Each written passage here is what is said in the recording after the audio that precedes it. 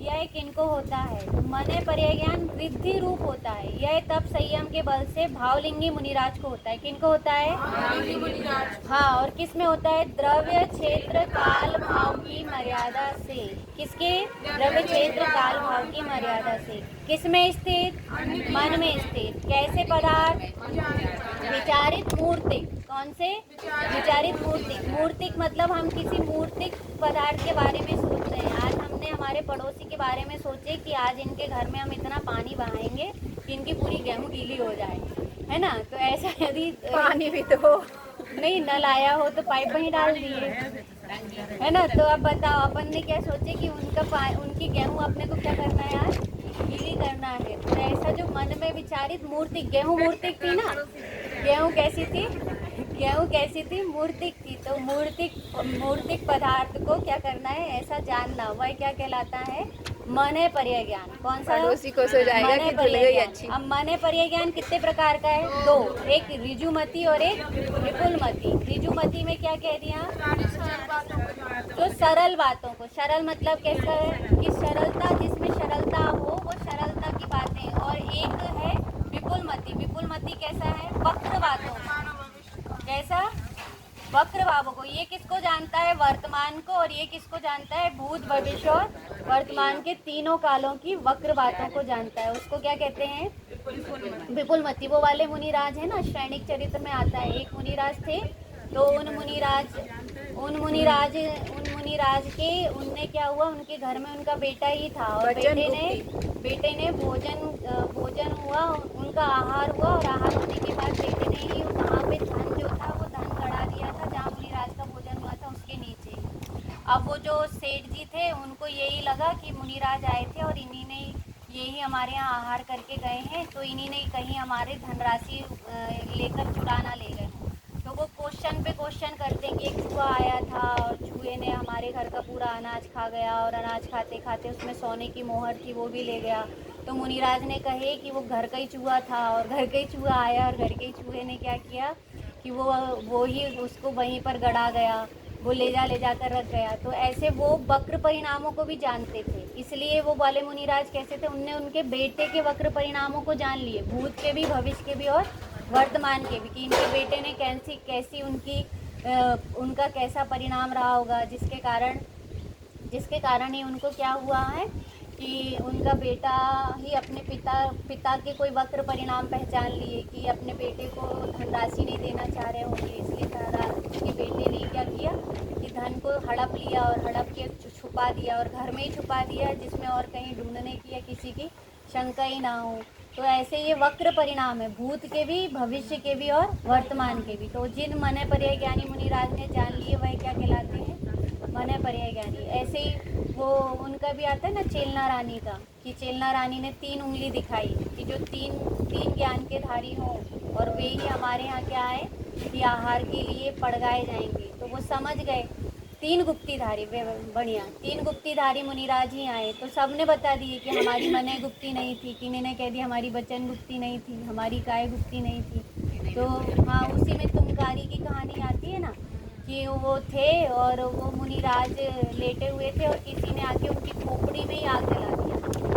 यहीं पे खोपड़ी रखी, शवासन में रात में ध्यानस्थ थे मुनिराज। तो एक व्यक्ति आया और उनने यहीं पर सिर में एक खोपड़ी रखी, कंकाल, और कंकाल रख के उसमें हवन कर दिया।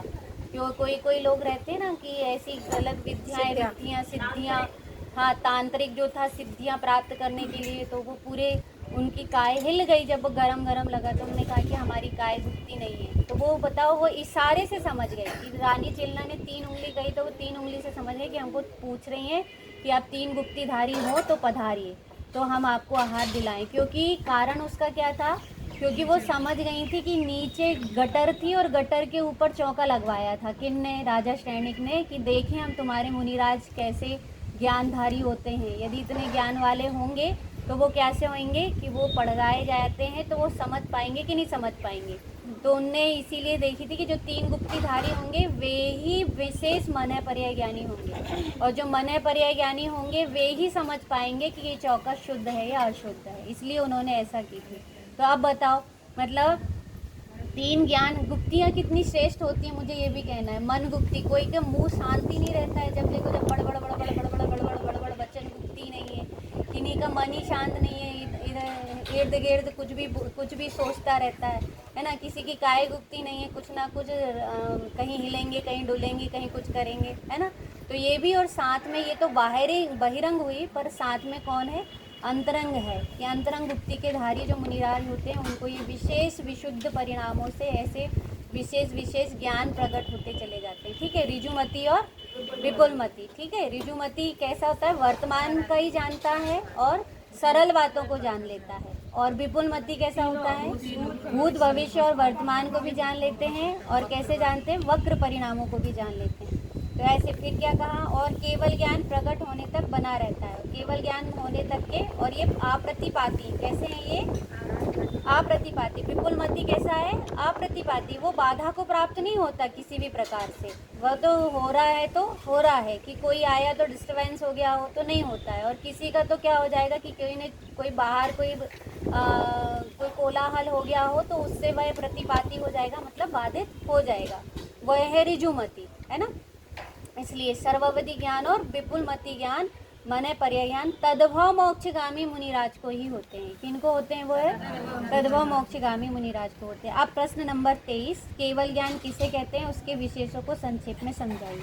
तो केवल ज्ञान, बस केवल ज्ञानावरणी और संपूर्ण कर्मों के नाश से जो ज्ञान प्रकट होता है उसे क्या कहते हैं, केवल ज्ञान कहते हैं। इसमें केवल ज्ञान और क्षयोपशम ज्ञान का भेद बताया है। किसका किसका, केवल ज्ञान और क्षयोपशम ज्ञान। और क्षयोपशमिक ज्ञान क्षयोपशम से होता है, और केवल ज्ञान सर्व के नाश से होता है। ठीक है, केवल ज्ञान कैसे होता है, सर्व के नाश से होता है, और क्षयोपशम ज्ञान ज्ञानावरणी के क्षयोपशम से होता है। यह ज्ञान अपूर्ण है और यह ज्ञान पूर्ण है। ठीक है, क्षयोपशम ज्ञान कैसा है, अपूर्ण। अपन सबके पास केवल ज्ञान है कि क्षयोपशम ज्ञान।